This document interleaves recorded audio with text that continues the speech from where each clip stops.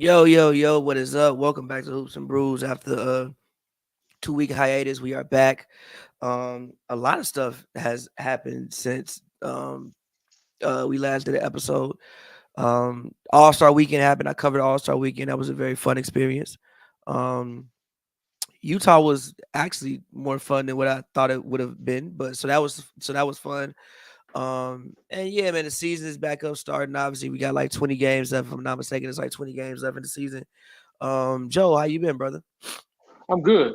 I'm good. Excited to be back to talk about, like you said, a lot of stuff that's been happening and going on. A lot of controversial things happening. A lot of big trades happening. A whole lot has happened. So I'm ready to get into it. A whole lot has happened. I guess we can start with the biggest news of the past week. Morant, NBA GVE uh, Okay, uh, trade y'all. PF, uh, Warrant, Y'all back from the um, dead. back for the dead, Ja- Morant.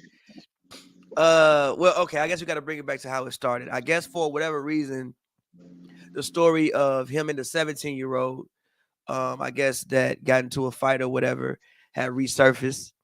That was on like Wednesday or Thursday night when that story had resurfaced for whatever reason. And in my personal opinion, that wasn't the biggest deal to me. I didn't care too much about that. One, because I wasn't there.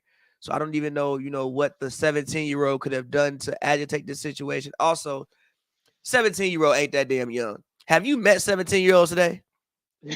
Some of these little motherfuckers need to get beat up. Like, have you met 17-year-olds today? Again, I it was definitely have. Yeah. and again, it was a pickup game. I mean, you play pickup basketball. I'm sure we've all seen people get in Yeah. fights playing pickup basketball. They said allegedly a gun was flashed. I don't know about that. I don't know where it was, but to me, that wasn't that big of a situation in my personal opinion.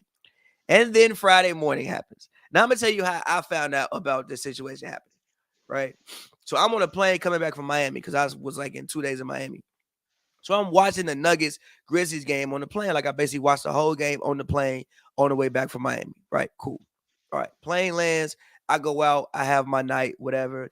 I have a long night. So I wake up at like noon. I grab my phone. All of my group chats are like blowing up. I finally see the video and I'm like, first of all, I'm like, one, is this real? Two, I had so many questions. I was like, one, is this real? Two, what the fuck? Three, where are you? Four, what city are you in? Five, why is your shirt off in the strip club? Six, whose gun is this? Where did you get the gun from? And then like eight, you really posted this shit? All the Z questions. I had so many questions about this. Granted, I think he was already no, he had that happened obviously. He got suspended. Well, he got they said he wouldn't be with the team for the LA road trip. So I had Yeah, so they many said questions. 2 games for sure. Yeah, so I had so many questions. I'm like, number one, you lost by 20. Number one, you lost by 20. Number two, I was like, yo, what city are you in? Like, you can't be in Memphis because y'all just played in Denver. So I know you're not in Memphis. So where did the gun come from? Whose gun is this? How did it get there? And then why are you on Instagram live with it? It ain't even Instagram, go like ahead. you giving up so many details on Instagram Live, G. Like, so you know it had to been at this time, and then you can't say it's an old recorded video. You can't say nothing. You just it is live. It's like we Like, know it happened. like, like, I don't have no issue with you having no guns. You know what? You as long as you had a legal gun, however you had it, whatever. If it was, yours, whatever, cool, fine, all in dandy. It's a Second Amendment right to be able to have guns. I am not here to protest anybody's Second Amendment right. I am here to say we didn't have to know this information. We didn't have to know this. We did not have to know any information. Secondly, you're in a strip club. Throw some money. Where are the strippers? What's I don't know. going I on? don't know what kind of experiment they was on. That was Like, I had so many questions about what is going on, bro. Why are you doing this? So now I guess there's a bigger investigation. Obviously, you can't bring guns on the team plane. So if it was actually if we find that it was his gun and it was brought on the team playing, that is an automatic 50-game suspension, which obviously would be the rest of this season. You wouldn't be able to play in the playoffs. And I think 30 games next season, because I don't think the suspensions count for the playoffs. So it'll be the rest of this season and about 30 games next season. So hopefully, I mean, look, as long as we find that he didn't bring the gun on the team playing, technically he didn't do anything legally wrong. He didn't hurt anybody. You know what I'm saying? Nothing happened. Luckily, like no shootout happened. Because he didn't get arrested or caught. It's not like you got caught with somebody else's gun. You got caught with a unregistered gun. You just held it. I don't think that's a crime. I mean, it may be, but I don't think that's a crime. I think like it's like a crime to hold firearms around alcohol in Denver. But the good thing is you didn't get caught. Like nobody caught you, so we don't know if you were intoxicated because you never got caught. It looked like you were drunk, but we don't know because you didn't actually get caught. So I guess if there's one good thing is nobody got hurt. But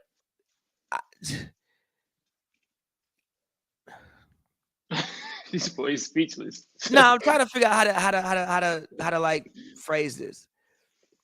What do you think Ja Morant needs to do moving forward? Because obviously this is somewhat of a pattern of behavior for this season, and also for his career. Like, I mean, I remember even like when he tweeted somebody like, "I'm gonna show you how those hollows feel." Like, yo, what?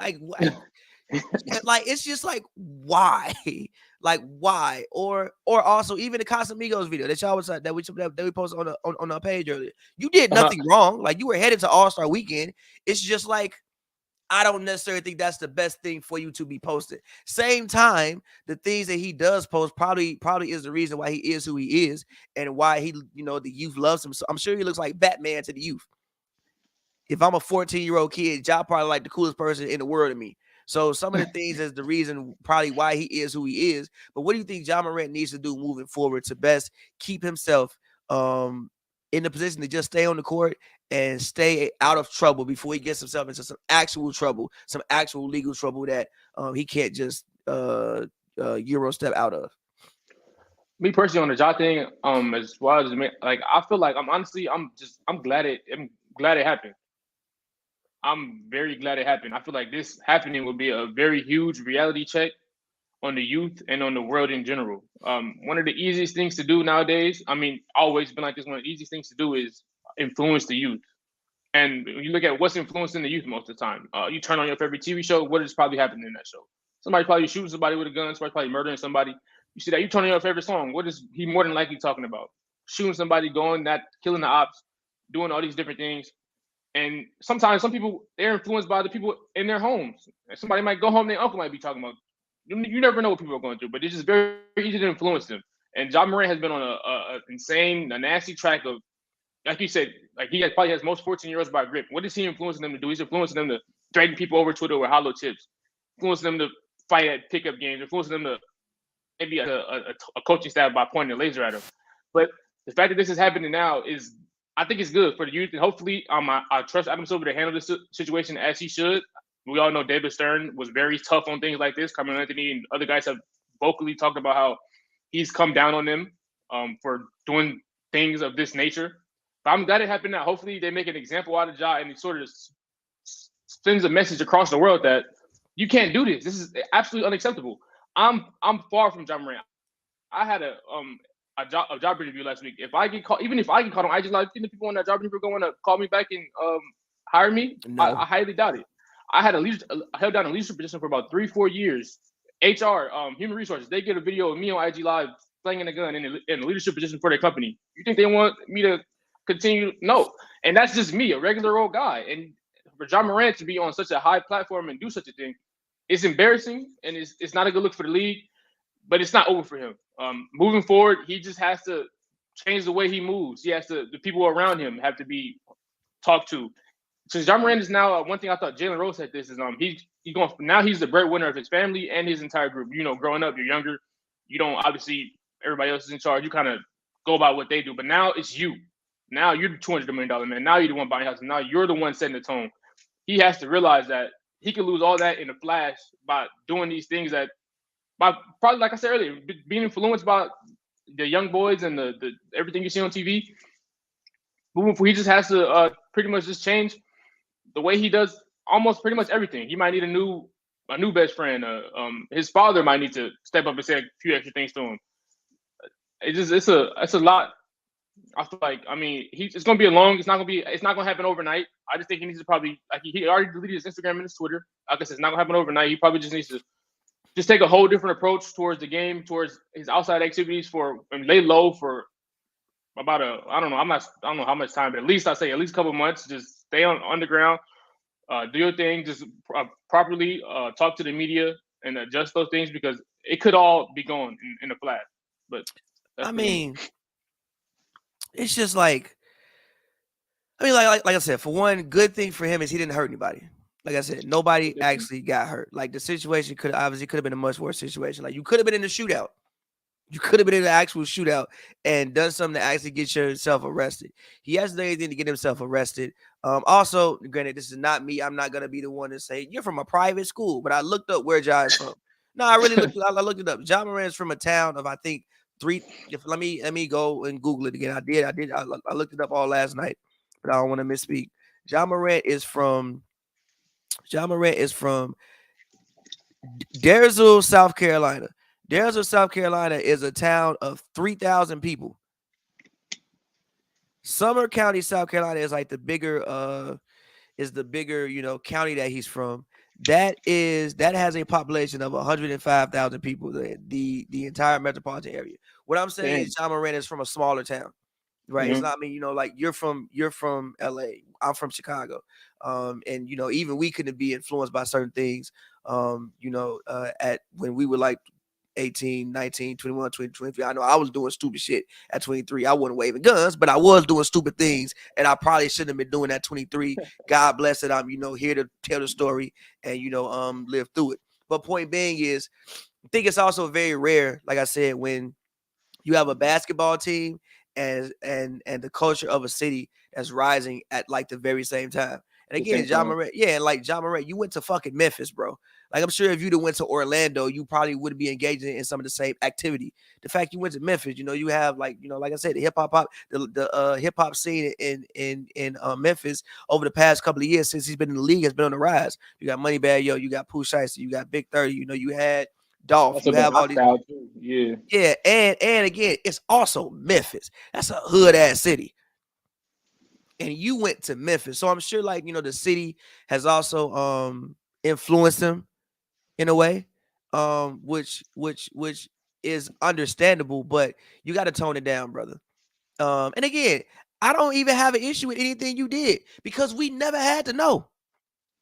It's again, I can see if you was, at home, let's say you're at home in Memphis, you with your homies in the crib, I don't know, somebody on live, it's a gun around.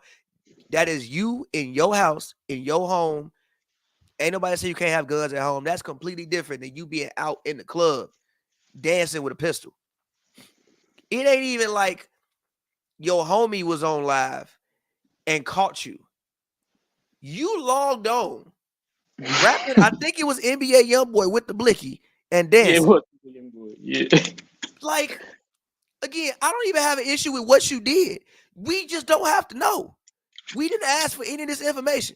It's like, what are you trying to prove? Like what are you doing, brother? Now, granted, I know we in a generation. I know this is very, very, very easy for me to say because I'm 31 years old. I remember when Instagram didn't have live. I remember when Instagram didn't have DMs. I remember Instagram didn't have stories when I was in high school. We didn't have stories. So like I remember that. So I remember when posting things in real time was a little bit less. Like I remember when I would go out in 2016 before stories, you had to take pictures. And taking pictures in the club, nobody's really posting that in real time. You're gonna probably take the picture, wake up the next morning and post the picture, say where you was, whatever. But now we're in this we're in this generation where everybody posts what they're doing in real time. So, and Grant, he's a complete Gen Z person. So, maybe it's not on me to speak as far as, what do you, why would you post that? Maybe that's just what he does. And again, that what he does is part of some of the reason why the youth loves him so much. But brother, what are you doing, dog? What are we doing? What are we doing? And why are we doing it? And also, you're hurting your team. You're Oh, hurting very. your basketball team. Steven Adams. This is the underlying, yeah. This is the underlying thing in all of this is you're hurting your basketball team. If you actually brought the gun on the plane, God, I hope he doesn't. I pray to God he didn't. But if he actually if he finds that NBA brought the gun on the plane, and you get 50 games, the Memphis Grizzlies, as they sit, are the number 2 seed. Do I actually think they are do I actually think that they have a chance to win a championship? No, I do not. But when you are the 2 seed, in theory, you have a chance to win a championship. So you are on a contending team, and you are the best player, bona fide superstar, all-star, and you might get suspended for 50 games. Your actions are now hurting your basketball team. Your team, your pockets, everything. The man just announced his Nike John Morant shoes all over the place. It ain't even out yet. The shoe it's a ain't big even old out John yet. Morant shoe. You're hurting your antics now are now hurting your team and hurting yourself. It's much bigger than just himself. So for me personally, man, I mean, look, whatever Ja does in Ja's private time, as long as it doesn't affect what he does in his public time, by all means, you can do whatever you want to do.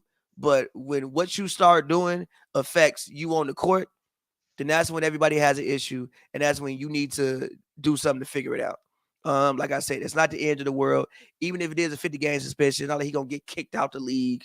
You know what I'm saying? Not like he'll never play again. He'll play again. He'll be fine. But this type of shit can't happen no more. At all. Like, just completely change his persona, the way he carries himself, everything. Like I said, does Nike drop him as easy as no? Because he didn't hurt anybody. Like he didn't commit a crime, and he didn't do anything to offend anybody else. He was just being fucking stupid. You can be stupid. There's no crime against being stupid as long as you don't get arrested for being stupid. He was just being stupid. So no, he doesn't get dropped. And also Kyrie, Kyrie was a string of things that was limited. I mean, at this point, Ja's a string of things, but Kyrie was a string of things that offended people. Ja Morant currently right now hasn't done anything to really offend anybody else. Like, I don't think him waving a gun on Instagram offends anybody. I think we all think it's stupid and probably not the best look, but I don't think that offends anybody. And again, he didn't commit a crime. Like, if he'd got arrested for gun possession, something like that, and it wasn't his, that's a whole different story. But he didn't commit a crime. Like, there is no law that says I can't show a gun on Instagram. There's no law that says that. They finished the investigation. Not fair, but I mean, again, they haven't done it. Done the. By the way, thank you for all the money, Ted. I don't know why. Thank you for all the bread that you're sending right now. I appreciate it genuinely. Thank you. But yeah, I mean, if they again, like I said, hopefully he didn't take the gun on the plane. It has to be, investigated.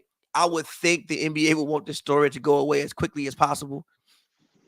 Because again, how do you even prove he had the gun on the plane? Like, we're gonna go like how do you at this point? How do you prove that you didn't catch me? You're right about that. I mean, what they're gonna do? I mean, I doubt he was brandishing at the airport. You ain't gonna find no footage of him holding it, walking into the plane. How you gonna find that he how you gonna find it that I had it on the plane? So luckily for him, he didn't get caught. Hopefully, it's somebody else's gun, or they can make it be somebody else's gun, and he can put out another statement, apologize, and get back to playing basketball. Hopefully this year, and get back to doing the things that we all love seeing Ja Morant do. Because, like I said, how do we know? Like, it was just a video. If he doesn't post that video, we never know this shit happened. I'm glad it happened. By the way, they put out the strip club of which it was. Have you ever heard of it before? Well, no, I didn't. What's the name of it? It was like, hold on, I gotta find it. It was, the name of the strip club was Shotgun Willie's. Never heard of it. I bet Glendale, Colorado. I asked the homie though, that we had on the pod that stay out there. If you said Glendale. What's it called again? Glendale, Colorado. Shotgun Willie's. Glendale. No, I never heard of that. I'll look around though. Look, I looked it up yesterday. So the night that he went, I ain't even lying to you. The night that he went, they had it was rib night. It was rib night on Friday. In Glendale, Colorado. I don't think I've been to Glendale, Colorado. Look, here we go. Shotgun Willie's. where he was at. Y'all can Do it see look this. lit? Do it look Shotgun lit? Willies. Hold on, let me move. Shotgun Willies. There we go. It look Shotgun. Here kind we of go. it. Shotgun Willies. It looked Shotgun fun. Willies. Shotgun Willies. Hold up. Shotgun Willies. This is where John. Whoa, can't say that. Oh This is where snap! John Morant was with the blicky. Shotgun Willies. That's where John Morant was with the blicky. Shotgun Willies. John That's where Moran. he was. And again, the other part about this is they lost by 20. And Steven Adams apparently had just had a team meeting with the team about their actions on the road because they do have a road record of 10 and 22. I don't think his championship team can have a road record of 10 and 22. And allegedly, that is when John Morant decided to go out and flash the blicky on IG Live. So regardless, obviously, like I said, I hope that Ja can. I mean, I don't even want to say get the help he needs. Just understand who you are. I mean, like the help he needs and everything else. Granted, I'm not gonna say he don't need help. Who am I to say what his mental state is? But regardless of it all, understand who you are and understand what's on the line. Like I said, there's nothing wrong with you having guns to protect yourself as long as they are legal. That is your American right to have. But brother, you can't be out here flashing guns on Instagram when you work for a multi-million-dollar corporation. You didn't do anything wrong, and I don't think there's a law against it, but it just does not. That's just not what you should be doing. And also, why do you want to invite that kind of energy on top of that? And that's a whole nother discussion. But I think we can move along from that. Do you want to talk about the Los Angeles Lakers? I mean, I don't think we've talked about them since the trade deadline because I don't think we've done a podcast. Obviously, LeBron broke the record. Then LeBron hurt his foot. So Braun has been out the past how many games? I think the last 6, right? Or was it more than that? It might be the last 6. He's been 6 out or the is it last 6 9? games. I don't think it's been 9 games already. Nah, it ain't been 9 games because he was just playing 2 weeks ago. Okay. So 6. Yeah, All right. probably 6, maybe even 4. But currently the Lakers sit at 11th. They're 31 and 41. They basically are at the play-in. There are 3 teams 31 and no, there are 3 teams 31 and 34. That is the Jazz, the Blazers, the Lakers, the Pelicans, and the Thunder are 30 and 34. Do you like what you've seen from Anthony Davis? I don't think we talked about the moves. So what do you think about the moves? And do you think that this team will end up getting into the play-in? And do you think that if they get in the play-in, they can make the playoffs and actually make some noise in the playoffs? Yeah. Honestly, I think the fact that we've been able to win games, like you said, you pointed out no LeBron. There's also been no D'Angelo Russell. So in order to be able to still win games with that under those circumstances, also not to mention since LeBron has went down since the trade deadline, I mean, or the All-Star break, the Lakers have been the top 3 defense in the league. So they've been defending, they've been there. The pickups they made over the All-Star break or before the trade deadline were absolutely tremendous. Jerry Vanderbilt as a role player comes in and he impacts games just as good as any role player in the league. Diving on the floor for loose balls, always in the right spot, getting those offensive rebounds that you need at the last seconds of the game. Guarding Luka all 94 feet, giving it his all, pressuring the ball. Malik Beasley, who is an absolute sniper, something that Laker fans have been begging for years. As soon as no matter where he touches the ball, he catches it, he's a threat across the whole entire court from 34 feet within. He'll shoot it. Like I said, D'Angelo Russell hasn't been there, but when he was there, I give us another playmaker for when LeBron James isn't on the court to distribute and knock down some shots. I saw he hit a couple transition threes. We haven't had a guy who can consistently hit transition threes in forever. Him and Beasley bring that. I think Troy Brown Jr. has been exceptional for us. His ability to catch and shoot. Rui has had outstanding moments as a Laker. Even Mo Bamba, we picked him up. He does a great job at his role, protecting the rim. And I feel like he might shoot a little too many threes sometimes. He gets a little trigger happy. I saw him airball a couple. But he's been exceptional using his length and his ability to stretch the floor. Who was on this team? And Anthony Davis has just been dominant. I've been going back and forth on Twitter with Darius and Scott. I'm like probably one of the biggest AD fans in the world, but I've been pushing for him, and he's making me look really good. Absolutely dominating on both ends of the court, bringing the Lakers home, hitting those big shots. And I think that if he can continue this play and get the Lakers into the playoffs while LeBron is out, I think that he needs to. I think he's undoubtedly, unquestionably, probably the 4th best big man in the league behind Jokic, Giannis, and Embiid. But if he can continue this stretch and get the Lakers into the playoffs and possibly win a playoff series or two, whatever it may be, he can push himself back into the top three, top No, two he big man can't. in the entire. Yes, he No, he can. cannot. No, he cannot. No, there's no world at this point in which Anthony Davis would be better than Joel Embiid, Nikola Jokic, and Giannis Antetokounmpo. But continue. No, yes, I mean no. Have you been watching the games, right? Have you not seen when Yeah, I've he's been watching the games, and been no, able to control the game on both sides of the court? man, And yes, I've been watching there's the shots games. that Anthony Davis makes that Giannis Antetokounmpo cannot dream of making. There's Giannis no shot that Antetokounmpo, AD makes that Giannis just can't make. There is not a single percentage that supports this. I'm talking about just I've never seen Giannis Antetokounmpo face up and hit a step back mid range jumper with a hand in his face. He don't do stuff like Anthony he can't. Davis don't hit them shots enough either because the percentages do not support any of this. I'm talking about over the last couple weeks. I'm talking about since he has came back to himself. He's been there. It's stuff on the court that he does that Giannis Antetokounmpo cannot do, and that's a fact. Not Anyways, really, but I feel you. But to your point, over the past 10 games, Lakers are 6-4. They have the third best defense in the league. Now they have the 24th best offense in the league, which is whatever. But um Austin Reeves, I didn't mention him. at the same at the same token, even before the season when we talked, I said that the best thing I think the Lakers could do is defend like hell and try to get out and transition and run. And yes, I love the addition of Jared Vanderbilt. I'm not mad at you saying he's a centerpiece of that trade. Number one, he has another year next year, so I think you get that type of player like $4 million, $6 million. Yeah, insane. Yeah, even in like the Dallas game, he was the like 20 rebounds, something like that. Like he comes in, he changes the pace. Offensively, he doesn't really have much to his game yet. He still needs to be kind of spoon fed, but defensively, he's definitely a disruptor. I'm with you with Malik Beasley. He's a guy who, I mean, he can get hot and he can fire him up, which is something that the Lakers haven't really had since. What, I mean, I guess Danny Danny Green? Green was probably I guess like Danny Green was probably the best example of that. So that was a big pickup for them. I do like Mo Bamba. He gives them some extra size, and also, like you said, they've also been hurt as well. D'Lo, like Braun hasn't played, but also D'Lo hasn't played. And I will say this: I love LeBron, one of my favorite people. But I've seen LeBron quit on defense many times this season. Even the game in which he broke the record. One of the reasons why there was so many open threes was because LeBron wasn't guarding anybody. Yeah, I mean that's kind of been the story of LeBron James over the past couple of years. He wasn't like granted. When he wants to lock in, he can. I mean, I remember even seeing a play when they were playing the Warriors, in which he just stopped guarding Clay. He just called for the switch, like, yo, I'm not doing this. Yo, switch out. And did you see the Dallas game when he just gave up the three to Holiday in the corner? It was like the Lakers were up like 5, and it was like 10 seconds left. LeBron just standing there. He gave up a 3, and now it's kind of like looking like a game again with like 6 seconds left.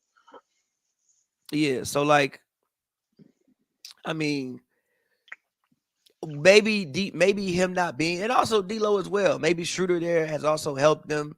I think Schroeder's a better. I don't think he's a better basketball player. I do think he's a better defensive guard. Schroeder has been good, even though he be tweaking sometimes. But He be tweaking. But I do think he is more of an irritant on defense than what D'Angelo Russell is, which may have helped them a little bit over the past 10 games. But I do think that if they can get in the play in, I mean, start looking at who they would have to play right now. If let's say they were 10th, they would do it. Let's say they get to 10th. Let's say it's I would love to see. I think a Blazers Lakers playing game would be a bloodbath. I don't know if they'll win that game though. I have no idea if they'll win that game. Zero idea. Dame might score 63 and you might lose. I have no idea. What would you give me that face for? 63 on this Laker team. You think Dame can't do that? With Jared Vanderbilt as a primary defender, AD help side. I'm not. I man. With locked in, I'm not. I man. Dame go out there and get hot. Start pulling up from 30 feet. The fuck you gonna do? We gonna do what the Pistons did to him last night. Double team his ass. That's why Jaden Ivey had that cold ass windmill. He had a triple double. He had 32, 13, and 12. We'll get the ball. You said 63. That's not 63. 32 That's not 63, but he had 32, 13, and 12, and they won. I mean, that's the Pistons also. If you hold him, like you said, if Damian Lillard finishes the game with 32 points and we win, You feel me? That's cool. WNBA, yeah, it's a solid performance. I think But that'd be a solid defensive performance with the way he's been playing this year. that would be, I mean, Dame has been playing incredible. We also have to talk about how criminal what the Blazers is doing. I pulled up. What's up? I'm gonna have to pull up the clip. I don't know preseason. Thomas was telling me about how Dame was washed. I'm gonna have to pull that back up. Yeah, fair. But that what the Blazers are doing to Dame this season is slightly criminal. I cut on the game the other day and I was like, wow, there's one other starter on this court. Granted, Simons is hurt and Nurk is hurt. Simons is hurt and Nurk is hurt. But I think Nurk is probably a little bit over the hill anyway. But Simons is hurt and Nurk is hurt. So I was like, yo, hold on. But they had one other legitimate NBA starter on that court. But I do think the Lakers can get into play-in and somehow, I mean, I think that winning themselves into the playoffs might be hard. But if they can get in the playoffs and get to like the 7th seed, I think it's a great spot for them. I mean, if you look at the 2 and the 3 seed, Memphis obviously is in shambles. We just talked about it. Memphis is in shambles. We don't know what's gonna happen with their best player. And the Kings, I fuck with the Kings. I like them. I think they're a great story. You might want to walk back. You don't want to walk back. None of your Kings takes it. You still holding strong. I remember last time we asked you, you said, "Hell no, they're not the best team in the Pacific Division." You still feel that way? I still would give it. Hold on, wait. Ain't the Suns? The Phoenix Suns. Okay. Yeah, no. Hell no, they ain't. Okay. No. But you can't hit them with the hell no more. Respectfully, I can hit him with the hell no. Not the hell no. You can't just be like Devin Booker and Kevin Durant do not play in Sacramento, California. I can hit him with the hell no. You can't hit them with them. They got a historic offense and they have a great offense. The offense is big in the league. They got a guard who can get wherever the hell you want, whenever you want. Over the past 10 games, they have 125 offensive rate. Can you guess who has the second best offensive rate in the league over the past 10 games? Over the past 10 games, behind the Kings? No, second best. Kings have the best. Second best behind the Kings. Who? Denver? Nope. I'll give you one more guess. West or East? East. The Knicks? Yep. The Knicks. That's fire. The Knicks. Hey, we could talk. I love what I'm seeing from New York. What I'm seeing from New York. But real quick. I want to cap off the Lakers conversation. Also, Teddy said if AD finishes the season strong, trade him this offseason. No, I think if he finishes the season strong, no. I think if he finishes the season strong, you keep him. Now, I do think that this could be a possible test run for AD to see if he can lead a team. Personally, but no. Thomas says Joe being head ass. But again, I do want to round this topic off with the Lakers saying that if they can get in, I do think that I do think that if with the state of the West, especially when we look at the top of the West, if they can get to like the 7th spot and you play, the 2 or the 3 seed, I think they have a very good chance of winning that series just because of the fact Memphis is currently in shambles and the Kings, I fuck with the Kings. I really fuck with the Kings. I think it's a great story, and I think they are building something there in Sacramento for the future. But if we're talking about right now, Coach of the Year, Mike Brown. But if we're talking about right now, I think that if Bron can cut that now that is when even, Bron's 38 years old, that's still 20 years worth of basketball knowledge. That's when, you can really hone in and study your team. And that's when the genius of, LeBron James, Anthony Davis, and those guys can really, really shine when you got to beat them 4 times in 2 weeks. But moving on, the New York Knicks. The New York Knickerbockers have won 9 straight games. They are 9-1 in their last 10 games. They currently sit, where do they sit in the East right now? They sit 5th, right behind Cleveland. They currently sit 5th. 1.5 games behind Cleveland. Yes, they currently sit 5th in the East. Julius Randle has been playing incredible. Jalen Brunson has been playing incredible. I love the Josh Hart pickup. He's been playing great. What do you think about the New York Knicks? How far do you think the New York Knicks can go? And just is this team for real? I think so. I don't think any team wants to see the Knicks. I'll tell you that. Any team? I don't think especially the Celtics. We've seen how they've been handling the Celtics. The Knicks. The Celtics definitely don't want to see the Knicks. We can get into them later, but they shoot the ball way too much. I don't think the Bucks. I don't think Philly. I don't think none of these teams want to see the Knicks. And if they end up getting to Cleveland in the first round, I'm taking the Knicks over Cleveland. That team is deep, and they have an identity now. Because they have an identity now. They grit, they grind. They have rim protection. They get in you. They play tough, and they have scores. They can shoot the ball. They can keep you from all three levels. RJ Barrett is coming to his own. Jalen Brunson didn't even play, and they got 38 from their backup point guard. Emmanuel quickly comes in and plays 55 minutes in a double overtime game and scores 38 points. They like each other. The fan base is regular New York stuff. This might be the best New York team we've had since like the late 90s. Oh my God. And okay. It's better than the Melo teams? I'll take yes. Those Melo teams weren't even, they had to trade half their team to get Melo. And then Amari Stoudemire was in the lineup enough. All right. I'm not mad at it. This Knicks team, I really like what I'm seeing. But I think Julius Randle is making a strong case for a second team All NBA this year. With his play on both ends, ability to shoot the ball, ability to attack the rack. He's finally getting to his right hand for the first time in his career, and everything is opening up. I think the Jalen Brunson addition has helped him greatly. Like you said, Josh Hart, he's coming in. He plays gritty basketball. Won't back down from anybody. We saw him rough up Tatum, go at different guys. Mitchell Robinson has been, when he's been back from his injury, he's protecting the paint, grabbing boards. Thibs has this team. Wait, real quick. Hasn't Randall played every game this season? That sounds accurate to me. I think he's played. He's at 60. He's at 66 games played. That has to be like almost every game this season. Hey, give me Randall better than Zion. Give me Randall over Zion this season. I mean, just shit in general. I don't know about in general, but this season.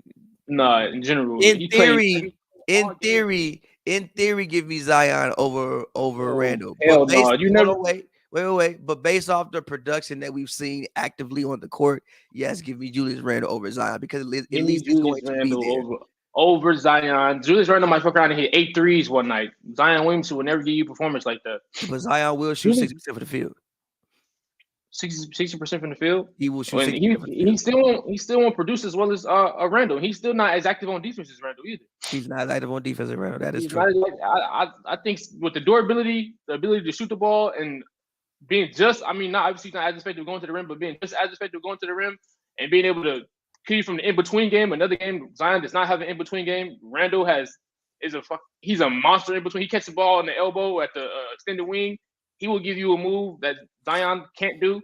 And I think that this team, they're all around. They have everything you need to get to a second or third round appearance in each conference. Oh my God! Whoa! Back up. Conference finals. I said second, but you said third round. You said second or third round. You never know what can happen. Nobody, when the Raptors went to the finals in 2019, nobody was really expecting that to happen. Yes, we were. They had went to the conference finals a couple of years and they added Kawhi fucking Leonard. Yes, we were. Yeah, they got there by fucking a buzzer beater at the last second. Fucking luckiest shot in NBA history. Bro, that could have easily went the other way. It could have, but at the same time, the game wasn't tied at that point, and it would have went to overtime. Yeah. And also, I remember everybody I think either picking the Raptors or the Sixers for the finals that year. Who else was in there? I mean, I guess. I mean, the Celtics, they're in the conference. They didn't make the conference. Yeah, but they wasn't. But the Celtics wasn't them yet. But as far as the Knicks go, they've been playing really good basketball. Also, I think that if they have a team, the thing about I love when teams have a team that embodies the city. I think this Knicks team embodies like New York. You know, it's tough, it's gritty. I think they have players that embody like Josh Hart, Jalen Brunson, Randall. I think they have players that endear themselves. Whole lot of heart. Yeah, players that endear themselves to the fan base. I'm not mad at you saying it's the best team since the late 90s. I think this team is more balanced than probably the Melo teams. I think those teams were, especially offensively, a whole lot of Melo. I think this team can get offense many different ways, you know. Excuse me. Brunson is good. Randall is good. I even like Quentin Grimes. Quentin Grimes has been playing good basketball. Like you said, quickly to me reminds me of like a Lou Will type guy. He can come on the bench and fill it up. You never know RJ Barrett.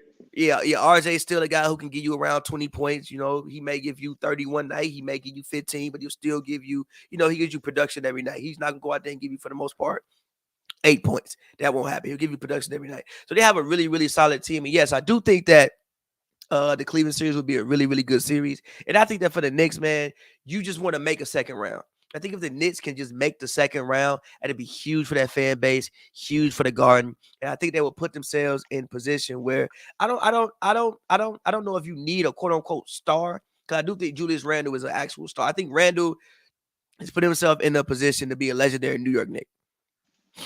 I think Randle has put himself in a position that like outside of the greats and maybe like Melo and Bernard King, Randle is putting himself in a position to be remembered the same way as a Melo or a Bernard King was in New York. If he continues this pace and keeps going on this pace. But I think for the Knicks, man, you just want to get in the playoffs, and if you can, win a series.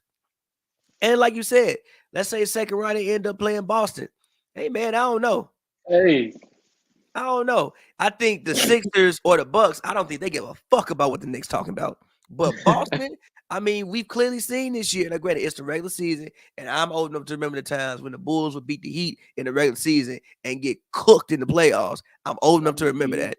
Same thing when the Nets would beat the Heat in the regular season and got worked in the playoffs. So I'm old enough to remember that. But early 2000s, early 2010s, LeBron James ain't walked through the door for them Boston Celtics. So that's also a caveat as well. But yeah, no, I'm with you. I love what the Knicks are doing. I'm all in on Julius Randle possibly being second team All NBA. I think he's having a incredible season. I think he's also rounding into form. Like over the last 10 games, I mean, he's hit some huge shots. He's hit game winners.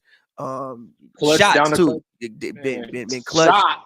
Shots. It's still like for a long time when Randle would shoot the ball, you'd kind of be like, damn, he shot another one. But now it's like he gonna make that motherfucker. Like he's really coming into that.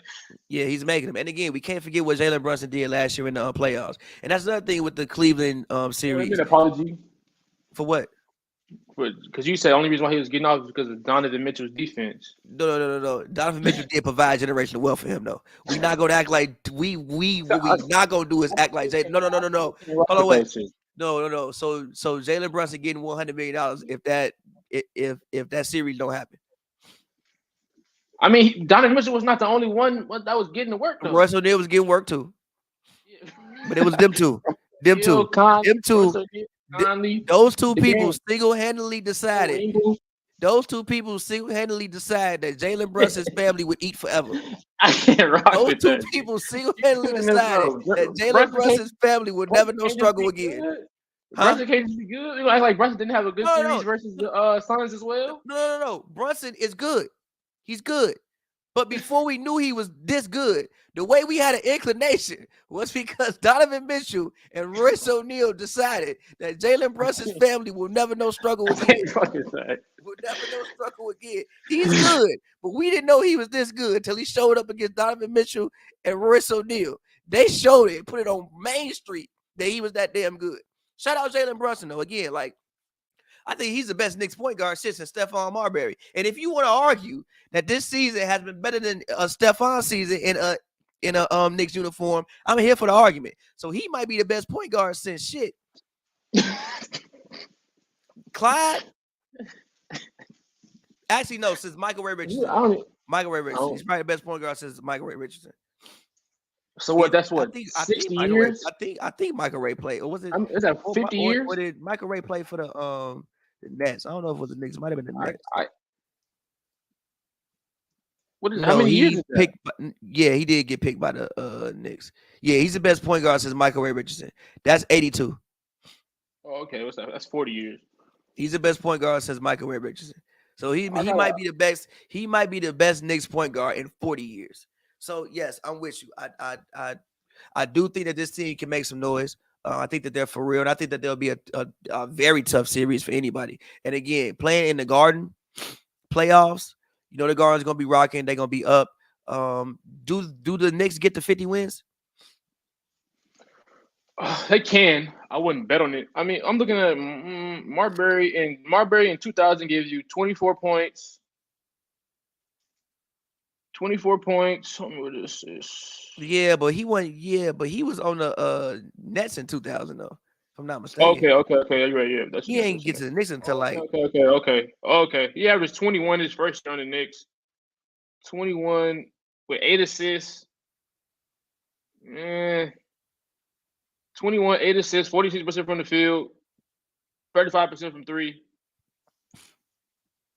and It's what the close. team do? It's close. The team was probably, I mean, it wasn't Team as good was as this. 39. Team was 39-43, then 33-49. Like, yeah, Jalen Brunson was probably the best Knicks point guard in 40 years. Jalen Brunson this season giving you 23 and 6, really 24 and 6, shooting 48% from the field and 41% for three. Granted, it is the offensive era, but he might be the best Knicks point guard in 40 years. that But took a turn. But moving on, Phoenix Suns. Mm-hmm. Obviously, since last time we've talked, also, real quick, Mikal Bridges. What the fuck? Mikal Bridges. What the fuck? What the fuck?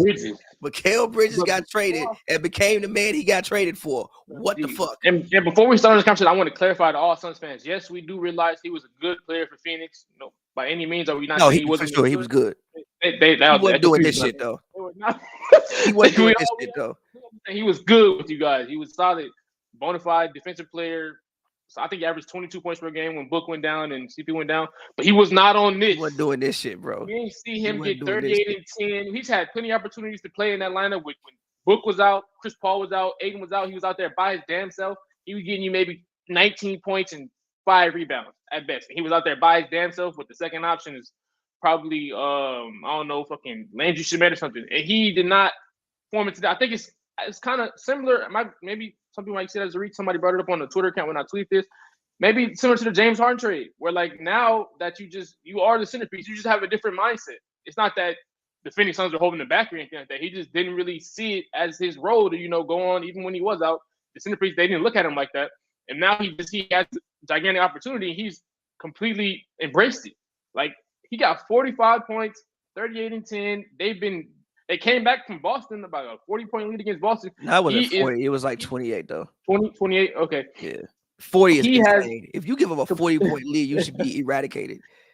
He has completely embraced the Brooklyn Nets and what they got going on, despite the fact that most people look at them as a rebuilding team. He hasn't given up. I think I'll pencil it in now. Like him, I'm about to pick 2 random forwards, all-stars next season. I really like Mikal Bridges doing this season. I'll pencil him in as all-star next season. If I could bet on that right now, I would. And I really like what I'm seeing from Michael Porter Jr. Those 2 guys I think will be all-stars next season. And I think the way they're both playing is really good. And Mikal Bridges, I don't know. The untapped potential we're seeing for him right now is the sky's the limit. Like he could have a 90-some overall in 2K next season. The way he brings it on both ends and the way he's been able to score from the mid-range area. But I feel you. I think the toughest shot in basketball to me, one of the toughest shots is a mid-range pull-up. And he's been hitting those like it's nothing since he's walked into a Brooklyn Nets jersey. That shows you a lot about him and what he's capable and what he can do and whatnot, and this is the way. But yeah, Mikal Bridges has been insanely impressive. Yeah, he's for him to be able to respond like that. He's putting himself in a position where he may be able. Like at first, I was like, oh, he's a guy who will always get $120 million from a team and will be a guy who will always be one of the most valuable complementary pieces in the league. But the way he's playing, he's putting himself in a position to be a max player. Now, I don't think he'll be a guy who you build a championship team around, but he's put himself in a position to be, a max player, ball out in Brooklyn. You still in New York, become an all-star 2-3 times. And, if you want to move along and go to a contending team when you're 30, he's put himself in a position to really make a legit name for himself that he probably would have never got the opportunity to do in Phoenix. But the Phoenix Suns, obviously, Kevin Durant is over there now. TJ Warner's over there now as well.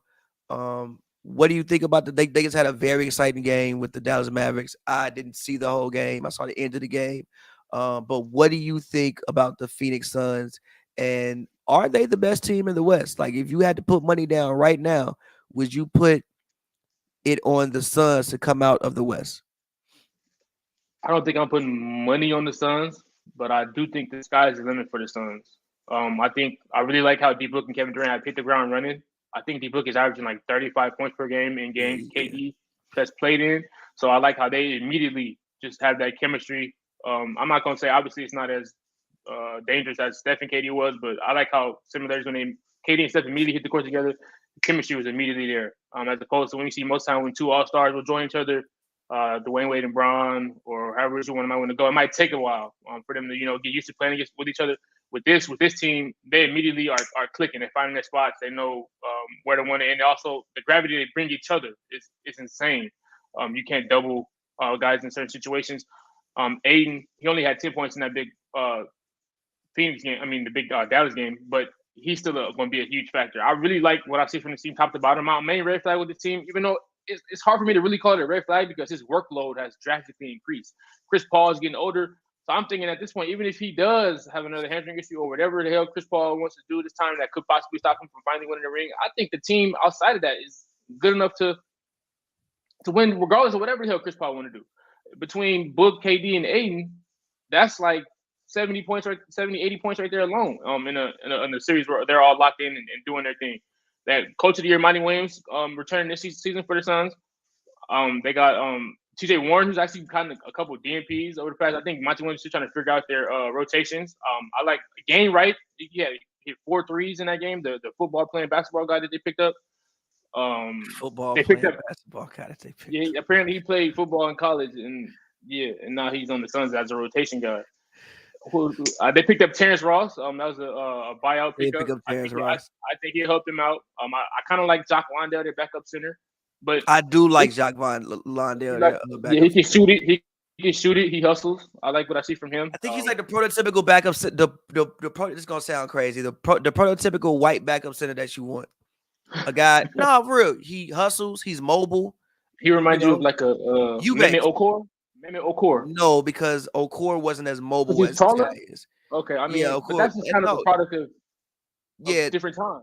Yeah, fair, but Okur was an all-star. Mehmet Okur was an all-star. Mehmet Okur literally made an all-star team. He ain't that good, but he's like a Eubanks. Even like the Blazers have Eubanks, he's mobile. Like he can guard a little bit. He's not gonna shut a guard down. He can at least get out there and try to stay in front of a guard. Rebound, plays hard. I do like him, but I just wanted to say that. But continue. Also, like Torrey Craig and Akoji, I think they fill that 3-and-D role well for this team. And I think and no team will want to see them when come playoff time. I think that this team is gonna be very dangerous. It's tough. The West is obviously it's not as probably arguably I don't know. I have high expectations for the team. Pretty much is what I'm trying to say. I like their watch from top to bottom. Let's see if they can execute and stay healthy. That's the key. I think they have a very intriguing basketball team. I know people talk about their defense. I wasn't one who was like, oh, their defense is going to fall off because Mikal and Cam left. Because I'm somebody who thinks Kevin Durant can play defense. I don't think Kevin Durant is fucking Dennis Rodman, but I do think Kevin Durant is 7 feet. He can still be a very good help side defender. I mean, even if we look at his play when he was in Brooklyn, he was giving you a steal and a block. I thought he could have been in some consideration, especially in Brooklyn, for a all-defensive team. I didn't think he was going to get it because, you probably weren't going to give it to him, but I thought he could at least be in consideration and should receive some votes for the all-defensive second team, in my personal opinion. I'm not mad at it. And also, I don't think any of these guys are slouches on defense. I don't think anybody's looking at D-Book going at him. I don't think anybody's looking at Aiden. Nobody's not looking at chops when they see. Nobody's definitely – Akoji has been actually outstanding on that. For sure. Craig is outstanding on that end. Craig is, for sure. I think that you have guys that compete defensively. It's not like Dallas, right? Like Dallas, Luka is a guy who, for the most part, doesn't really compete defensively. They're not that. And Dallas, I think, is the worst rebounding team in the NBA. So that's a whole nother different story. Over the past 5 games when Kevin Durant has been there, they have had the 12th best defense in the league. And they have had the 12th best defense and the 7th best offense in the league over the past 5 games. I'm assuming Kevin Durant played about 5 games at this point. Maybe 4 or 5. So they've been 7th and 12th while he's been there. I think that stands to improve. Obviously, Book's percentages have been. I think KD shooting 60% from the field right now. Book is over 50% as a guard. That's crazy. Also, you lessen the load on Chris Paul a whole lot. Yeah, I'm looking at Aiden. I don't really care about how many points Aiden scores. Aiden is going to score 10 to 14 points, one by just being in the right place, and two by just rebounding the ball. My main thing with Aiden is rebounding and defense. Even in a game you're talking about where, he just had 9 points, he had 16 boards. That to me is the main thing of important is how many possessions that he can affect, and also the level of defense that he can play. Granted, I know he's not a rim protector, but you at least have to be a deterrent. And I also think that the statement of people saying they don't have a bench is very overrated. I don't mind their bench. I don't mind. They also didn't technically trade any bench Trade pieces. anybody really. They didn't trade any bench pieces. Cam Johnson was a starter, and Jay Carter ain't seen the court all season. I don't mind Landry Shamet. There was a point in time in which Damian Lee was leading the league in 3-point percentage. And also, to me, I mean, he's played the playoffs and finals. To me, Damian Lee is a trusted guy. Terrence Ross, he can play. Dwayne Washington Jr., I like him. Torrey Craig, he's been in the finals. I think finals. He's won a ring. And he was actually on the court playing. Yeah. Biyombo, I like Biyombo. Sarich, I mean, Sarich is gone. But I like the team, Cameron Payne, I like the bench pieces that they have. And also, I think that's overrated because of the fact there will probably be no time in the playoff series in which 2 of your big 4 won't be on the court. Probably never be a time in which you see just Chris Paul on the court. Yeah. Or just KD or minimum, just Booker, just Aiden. A minimum 2 elite players is fire. A lot of teams can't. That's a luxury a lot of teams don't have. Yeah, so I think when people talk about their bench, I think it's overrated. And I do think if you put the thing on paper, obviously you can't ever discount the Warriors. The Warriors are the Warriors. You can't ever really discount the Warriors. Yeah, I know, but but them as the defending champs, I will show some respect. But you talking about road teams. They 7-25 on the road. They are, and that doesn't spell championship. But I will never discount the Warriors because again, they, just out of respect, they are the defending champions. You do still have to beat them. So I'll say that. But when I look at everybody else, like I said, especially when I look at the top of the West, I mean, I look at Denver. I still have a couple of questions about Denver's defense. And I have questions about Jamal Murray and Michael Porter Jr. I do. I have questions about them in the playoffs stepping up consistently. Now, I know they did it in the bubble. The rhythm looked like it's back to me. Now, I know in the bubble, Jamal Murray looked like Allen Iverson.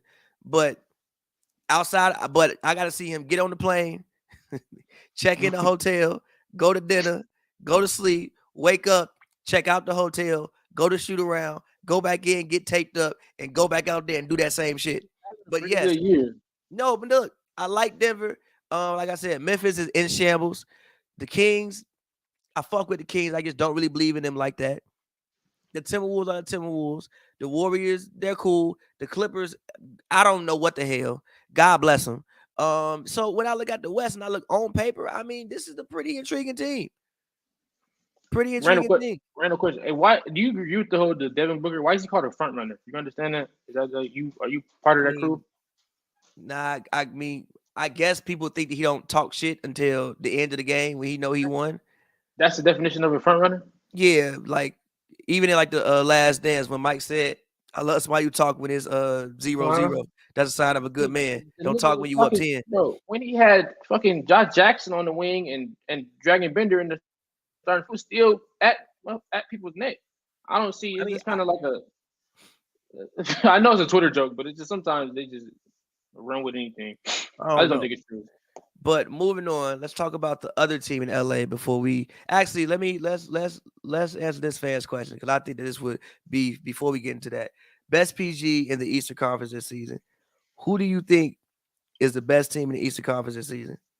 Best team or best point guard? I mean, no, best PG in the Eastern season. Best point guard in the Eastern. That's actually a really good question. I'm gonna go. I'm gonna go James Harden. I'm not mad at that. I'm gonna go James Harden, leading the league in assists. Sets the table for that entire Philly team. Gets everybody in their place. Hits big time shots. Can occasionally show you he still got to get a 38-point game or occasionally grab a triple double. I'm gonna go with Harden. I think Harden will be holding down best point guard in the East. I'm not mad at James Harden. I gave strong consideration to James Harden. I'm gonna go Drew Holiday though. I like that one too. I'm gonna I go like that Drew one too. Holiday. I think especially with Middleton's presence all year, kind of being in and out. Middleton still trying to work his way back. I think Drew Holiday has been legitimately the number 2 option. He's hit a lot of big shots this year, a lot of them, and he's still giving you all world level defense, and he's giving you basically about 8 assists a game, and he's a catalyst for the team that is now the number 1 team in the conference and just came off winning 14 straight games. So me, I loved it. I loved it. I do love the Harden pick. I mean, I think people act like Harden just forgot how to play basketball. I mean, he's still giving you 20 and 10. Like, what are we doing right now? He's doing exactly what I said he should do before the season. I said I don't think Harden needs to average 28. I think Harden needs to be like 18 and 12 on this team. So I love what Harden is doing, but I'm gonna go Drew Holiday personally. I think Drew Holiday has been the best point guard in the East this season. And then behind it, I will go Drew Holiday. I will go James Harden, and then I think Maxey and Halliburton can battle it out for 3 and 4. I think Garland has been solid, but I You don't said think he's been. Brunson? Yeah. I said Okay, Brunson okay, okay, and okay. and and Halliburton can battle it out for 3 and 4. I think Okay. Garland has been solid, but I think Garland.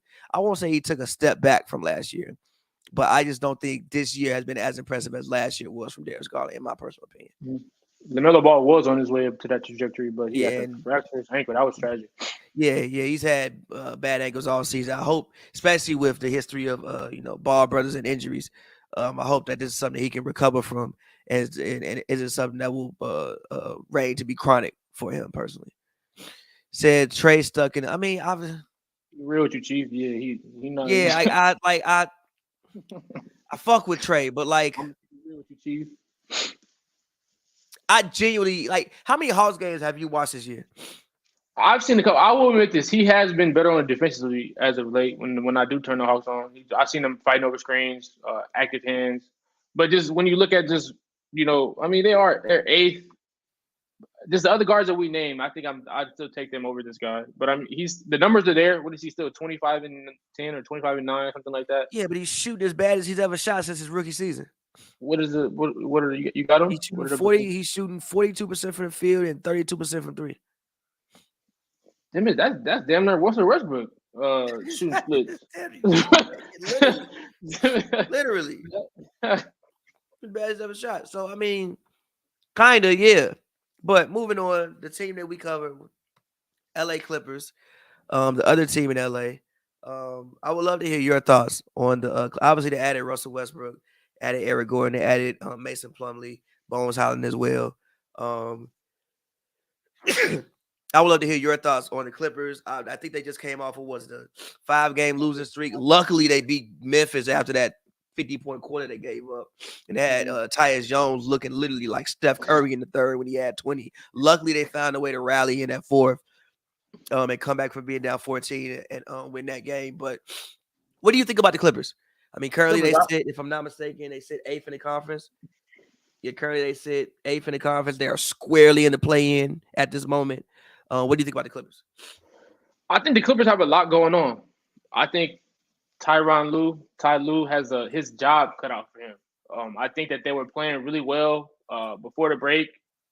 That like a They were week or two playing before the okay. break. They had stretches where they showed they could but and then you kind of just flip everything. I like the Mason Plumlee pickup was good. They picked up the Great backup pickup. big when Zubac was hurt. He came in. He had a couple 15, 20 rebound games, finished around the rim. He even tries to push it up fast break sometimes, which is interesting. But I think they have a lot going on. When you're a team trying to find your identity and find what you want to do out there, and you add a Russell Westbrook into the mix, it's honestly only gonna make things a little harder. I think the toughest thing, this team, they had to arguably, a lot of people say them with the greatest NBA game in NBA history when they went to 2 or 3 overtimes versus the Kings. Yeah. I think it was like 175 to 176 or something crazy like that, whatever it was. And I think the lineup he went with that game, I think was Russ, Morris, PG, Kawhi, and I think Plumlee. And yeah, I think it was Plumlee. that game, that's when you and it's like that's where it gets tough for Tyler. Who plays in those segments? And then the next night or whenever it was, he went with Eric Gordon instead of Russ, even though Eric Gordon had 0 points. You have guys like Norman Powell who could earn minutes in those situations. Norman Powell, Rocco has stepped out there. Morris is inconsistent. It's just a lot going on. Have a lot of guys, like we've been saying this over and over again for about over a year now. A lot of guys who do the same thing. Is just who plays in these situations and and why. And Kawhi has been great. Don't get me wrong, but sometimes this is coming from someone watching from the outside. I'm not in the locker room. I'm not with the team, so I don't know. But it seems like Kawhi a lot of times will just get his points and go home. And I don't think that's enough for a superstar, the face of your franchise, leading you. Like he hit really huge buckets. I just feel like he get his and leave. I question if he even says hi to guys, and and do things like that. But I feel like they just need, and also I need more of a leadership from their best player. They have the shooters. I think the leadership is a question mark, and who they want to play down the stretch is a huge problem for the team. And if they can't figure these things out soon, there'll be a first round exit, and it'll be another one of those Clipper years, and we just have to look forward to them next year. But those are my two things for the Clippers: leadership and who to play down the stretch. And I don't think our 0-5 is Russell Westbrook's fault, even though I also do believe that it's tough to throw him in the mix of a team that's already kind of struggling, and then just kind of expect that to hit the ground running. But I don't think it's Russ's fault. I think he's been very well in the 5 or 6 games he played with them, outside of one game where when the Warriors when Draymond Green. By the way, Draymond Green was 3 seconds in the key. Like hell, he was guarding nobody. I don't know how they let him get away with that. It was 3 seconds in the key at least about 3-4 times that night. Besides that game, I think Westbrook has been outstanding in his day with the Clippers, and I think I see why they got him a lot. He pushes the pace. He makes quick decisions. He can. I'm not gonna say he can shoot it, but he's hit. I think he's not Ben Simmons. He's hit like probably at least about 6 threes, 7 threes since he's joined the team. And he is tenacious. He pushes it up in fast break. He sometimes gets a lot of good pressure on the guard defensively. I just don't think he can allow someone to guard him the way he did. Moving forward, he can't allow that to happen. I know are the Warriors, correct me if I'm wrong, the only team who guarded him that way? Nobody else did him like that, right? Yeah. But in the future, nobody if else that backed off like that. Okay, in the future, if that does happen, he can't allow a team to just disrespect him. Like, you just got to come in and shoot the mid range at the bare minimum. He can't allow teams to guard him like that. But I see why they got him, and I don't think it's his fault that they are 1-5 and 1-6 since they got him. But I just think there's just a lot going on. They got a very small time to figure it out, and I don't think they will figure it out, and I think that it'll just be another one of those Clipper seasons, and they're gonna have the whole offseason. My question: will they bring Westbrook back? Was he just a 1-year rental, or is just a lot? It's a lot going Westbrook, on. I don't know. We'll see. Shout out Miles. Said the Clips are cooked, man. The real problem is they can't guard. They can't guard. One of the things. Well, no, they have periods in which they can guard. Like even the other night when they played Memphis. Granted, obviously, Memphis was in shambles, and again, along with Ja not playing, Adams and Dylan Brooks were both out. Which definitely took a toll on them down the stretch, because you could see they just didn't have nobody who could guard PG and Kawhi. They didn't have that other person who could do that. And also Steven Adams wasn't there as well. You can run offense through Steven Adams, so you could tell. But they have periods in which they can guard, but it's not enough periods in which they can guard. Yeah, I will say this. Go ahead. From watching that Kings game and just games in general, his point about they can't guard, is it time to strip Kawhi Leonard of all defensive player? Like, does he still have that tag? Because I watched that game. He's been good at points this year. It's just that wins they get wherever the hell they want to go on Paul George, him. It's just that it's tough to. We got to understand both Kawhi and PG. These not like young guys. These guys are 32 years old and dealt with a history of injuries. And you're not asking them to guard their position. You're asking them to guard guards. You asking them to guard. Like, if I was one of the fast players in the league, that's a tough thing for anybody. What's the Malik Monk excuse? He's quick as fuck too. Like, we asked him to guard smaller guards, like these guys, and also Malik Monk just got on fire. When somebody get that hot at that point, like that Kings game, I don't think it was so much as bad defense as much of people were just on fire. They was getting to the. I feel you, but people was on fire, bro. Foot in the paint every play. Somebody's getting a foot in the paint every play. They quick. Again, like, we asking wings to guard guards, quick guards. We're asking older wings to guard quick guards. It's tough. I think that if you put Kawhi Leonard on like a Kevin Durant, he will have a huge effect on them. Or Kawhi Leonard on like a Devin Booker, he'll have a huge effect on them. But when you ask him to guard like quick, Devin Booker not going out there giving Kawhi 30, dog. 30 on 60% shooting. That ain't happening. Let a Clippers Suns. We could bet on that. Or next bet on that. Bet on that. If Clippers Suns happens, what percentage is Devin Booker shooting? He's getting at least 27 a game on like minimum 46%. I say he get it on 43. No. All right, we can shake on it next time I see All you. right. We gonna shake on it. But I don't know why. also I think that too many times when I watch the Clippers, I have no idea what the point of the offense was. It looked like they didn't run shit.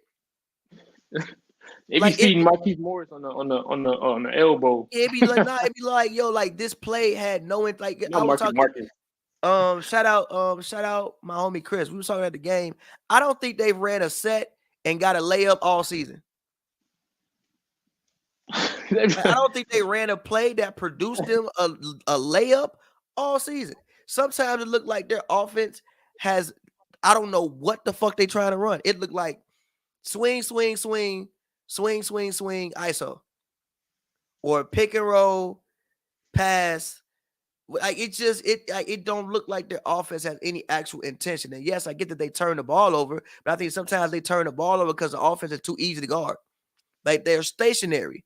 Like, yeah, people getting back and you got to swing them because y'all just stationary. Y'all running like it's no intention to behind what they're doing. And in the fourth quarter, granted, obviously, I know when you get defense and other teams, defense isn't set and you can get out and run. That makes a huge difference. But even when they would get to they just don't know actual intention of what they're trying to do sometimes. And yes, I do agree. The Clippers aren't a really athletic team anymore. They have all guys who are 30. Ain't really that many athletes out there like that no more. They're all 30. So I think that the Clippers do have real issues, and that's a team that does not want to make play the play-in game. Because oh Lord, they can lose to anybody. Oh hell yeah, yeah. They can play in game. Oh, they can. If you let now, granted, if you let the Blazers give up now, granted, they won the game. Not the Blazers, the Grizzlies. They won the game. They came back and won it. But if you let the Grizzlies get 50 points in one quarter, if you let Tyus Jones score 20 in a quarter, go out there and play Dame, see and see Simons. what happened. In fact, go out there and play Dame and Simons. Motherfuckers go out there and get 40 each. What you gonna do? So. And again, the Clippers are such an enigma because when you look at the roster, it's like, what's wrong with it? It looked like they filled up every hole. Too much redundancy and just I a agree. lot going on and no leadership. Like I said, Kawhi Leonard got to. It's bigger than just post fadeaways. G. We need more than post fadeaways. I also do think because of the fact the Clippers have old guys, they hoop like they don't hang out with each other. Like they play like the only time they see each other is at practice and the gym. They play like they ain't with the one team dinner all year. Like they ain't had a team out in all year. That matters. But again, this is a team with older guys. Like everybody probably has a family outside of like Terrence Mann. And I don't know Terrence Mann's life, but everybody probably has a family outside of like Terrence Mann. So, but again, I do think they're still an appealing team. I'm not going to give up on them, but I do think that they are still a appealing team. But again, we having some of the same issues that we had in November in fucking March. Granted, they did switch switch 3 new guys in, and Norman Powell is now out again. He's hurt. But these are the same issues we've been having really for 3 years. And like I said, I think that a lot of times the offense lacks intention, and defensively they don't guard well consistent enough. Like over the past 10 games, they're 14th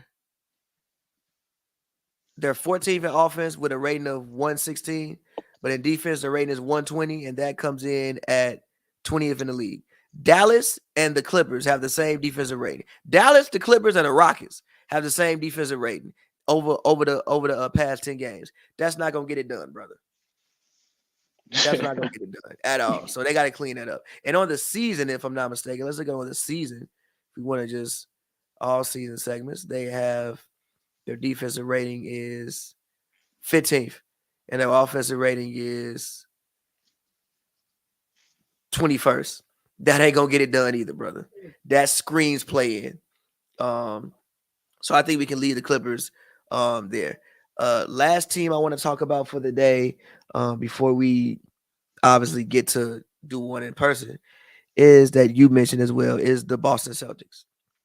I don't want to say, is it fair to say they've been sliding lately? That's fair. I think it's fair considering. I mean, they are still second in the West, and they have a 2-game lead on the 3 seed. They've lost 3 in a row. They're 5-5 in their last 10. What do you think about the Boston Celtics? I think I think they're a very deep team. Off the rip, I'll say that. I think Brogdon has been insane this year off the bench for them. Derek White, a pickup they made last season, has been exceptional as well off the bench. His threes, attacks the rim, sets guys up. Obviously, Brown and Tatum for the most part are exceptional. Best, arguably the best duo wings in the league. Time Lord Robert Williams has been good protecting the rim. I just think with this team, they get too comfortable sometimes, and they shoot too many perimeter shots. That double OT game we talked about versus the Knicks, I believe they shot like 59 threes. That's their So game, though. 59 threes. That's I their love game. Tatum. I love Tatum. 17 threes. Remember we had this convo when I told you Tatum shoot one less three than Steph Curry, and you told me that was okay. I told you that's not cool. I mean, it's just a time sometimes you just 59 threes in one game. It's like, I mean, I understand this. I mean, it's, and especially in a double OT game, I guess, and now in our generation, I mean, like we live in 2023, it's kind of normal, but it's kind of outrageous. You're not gonna beat the a Bucks team. You're not gonna beat the Knicks team. I don't even know if you beat a Philly team shooting 59 threes unless somehow there's somebody gets insanely hot. But these teams, like I said, you come across we talked about the Knicks. You got Josh Hart. These threes are not going to be open. These are going to have to be some step back, double crossover threes. You're not going to win a playoff series doing things like this. I mean, they got there last year, but it's only so long you can get away with doing that. They worry me. Their shot selection really worries me, and Joe Mazzulla kind of worries me. Obviously, a rookie coach coming into this the next. I actually do think he's been well, but we got to see how he's tested come playoff time. So some of the same questions we had about Udoka, we will have upcoming this year. That's why I'm saying them losing Udoka could possibly end up hurting them in the long run. We don't know yet. We'll see what this team is tested for. But I think this team comes down to their like I'm pretty much coming on your side on this, their shot selection. I don't know how they'll be able to. If I'll really be able to put all my chips in on them for a playoff series, especially against one of the gritty teams with wing defenders who will go at you if they consistently settle. I think Jaylen Brown can pretty much almost get to the rim whenever he wants. I feel like Tatum, same thing, can get to the rim almost whenever he wants. They have two of the best screen setters in the league. I think Robert Williams, Al Horford, bigs. I think they can set to a heck of an on-ball screen, a heck of an off-ball screen. Use those screens to curl off those screens and attack the rim. Use them on ball to line a drive to the paint. They got to start doing more things like this of that nature in order for me to really take them seriously and expect them pretty much what most people have. I'm pretty sure Celtics are like a favorite for the finals. In order for me to get back to that, they will have to just play a little more gritty and get to the rim. Everything else though is solid with them. Deep team. I think even last year, which is what I told you, I was not impressed with Tatum's performance last year offensively. Terrible, actually. It wasn't good to me. Just the finals, right? No, none of them. It was awful in the finals, but the whole playoffs wasn't good. It wasn't good. Defensively, it was incredible, but the Celtics offense as a whole is mediocre. They just drive, swing, shoot a three. That's all they do. Last year just defended so well. They would defend so well that at a certain point they would hit enough threes and they would guard you so well that they could get away with it. Only reason why they won the Heat series because the Heat can't fucking score. The Heat just literally couldn't score. The only reason why they won, I won't say the only reason why they won the Bucks series, but one of the reasons why was you had a whole missing Chris Middleton. Even the Nets series, every game was within like 4 points. And the Nets just happened to ISO the whole game, which made them easy to guard. They finally got to the finals and played a team who can also guard just as well as them and also had Steph Curry, and that was the main difference. Like the Celtics offense was never good. I don't think Jason Tatum is a good enough offensive player currently to build a team around his offense. If you look at his percentages, most teams who win a ring have a guy shooting 50%, especially if they're a front court player. Jason Tatum is shooting 46% from the field and 35% from three, taking 9 threes a game. There was a shot chart that came out the other day. It was the only thing Tatum shot was threes and layups. What are you doing, brother? You are 6'10". Yes, but you are 6'10". One of your main advantages is the fact you are 6'10". You're also not as quick as you think you are. You're not some supreme athlete. So it takes you a while to get from the perimeter to the paint, which makes you having to take some weird-ass Euro step shot or whatever. Also, there's no reason Jaylen Brown, a guard, should be shooting better than you. Weird as. Jaylen Brown is shooting better than you from the field. Gee, Tatum is 2 inches taller than him. Exactly why he shouldn't be shooting better than him. I mean, Tatum is only 2 inches taller than him, dude. That's it. I mean, it's not, and their But games are Jalen very Brown, similar. but listen, Jalen Brown Games are plays in similar. Jalen Brown plays in the backcourt. Tatum plays in the front court. One of my main issues with Tatum is the way he plays the game. The way he plays the game of offense, I don't think is good enough for you to build a team around his offense. But Good I enough think in the like and win a championship. yes, I mean, but but I good think enough for everything else, like a 1 seed, a top defense, a top yeah, all team yeah, yes, offense, yes, yes, everything else yes, but the championship. Everything yes, else. yeah. You're not But winning championship based on so he defense. checks off every other box but that one. But I thought you had to check off those boxes just to get to that one. That don't even make. You get me? How Listen, does that make sense? I feel you. I'm not saying he's a bad player. I'm just saying that his offense isn't good enough to win a championship. You have to play incredible defense. And again, they almost did it last year. If Tatum would have been at least mediocre last year, they would have won. That's how great of defense that they played. I still think Boston would be okay because defensively they can lock in. Like, especially if they can play the defense that they played last year, this year, and even at moments that they played it this year, they'll be fine with that defense. They'll be fine. But at the same time, again, I just don't like the way they play offense. And I never thought the way they play offense was that spectacular. Again, they just swing, swing, swing, shoot a three. Swing, swing, swing, drive, swing, swing, swing, shoot a three. Or let Tatum try to dribble from fucking 30 feet away, which is why he had a playoff record for turnovers last season. Try to get in the paint, even though you're not that fast. Swing, swing, swing, shoot a three. And we going to go down there. We going to guard you so well. And we gonna never, and even when we get down, we play such good defense that we never that down. We only down by like 10. So we can easily, especially in this day and age, you hit 3 threes in a row, the league on. You up, you won. Well, you down 1. So again, like I just think with Boston, I'm not gonna be too, critical. I mean, look, they're still the second seed in the East. They're still playing incredible. I think it's, I think unless you the shit 72-10 Bulls or 73-9 Warriors, you're gonna have some struggles during the season. But I mean, the Celtics just had the same issue that I've been saying for 2 years. One, I'm not the biggest fan of Jason Tatum. I don't like the way he plays basketball offensively. And I just think the Celtics offense as a whole is just very basic. But the defense is what they can hang their hat on. So we'll see how it goes down the stretch. And I still think that outside of Boston, not Boston, outside of the Bucks, they're probably the best team in the East. So I guess we can leave it there. Anything else you want to say before we get out of here today? Real quick, congratulations to D1 Fredo. He won the fantasy. Oh, yeah, he did win the fantasy. Yeah, he ended up beating me. I picked the wrong Dinwiddie game. Simons was out. He did his thing. I did go 16-1, finished in 3rd place. And C Kid, I don't know if you're watching, but I do have smoke for you, G. I love competing with you. Your trash talk. We play Madden. I beat you in Madden. You play fantasy football. I need to see you in that. And if you hoop in real life, I need to see you in that. I like competing with you. I need to beat you some more. I beat you in the first round this year. I need to keep competing. Now, shout out to you. I rock with you. My man. And as always, man, thank all y'all for watching, man. It's been fun. Genuinely appreciate it. It's good to be back after a 2-week hiatus. Hope you guys enjoyed it. And yeah, until next time. I'm sure next time we'll link up and do one in person. But yeah, until next time, man, we'll holler at y'all.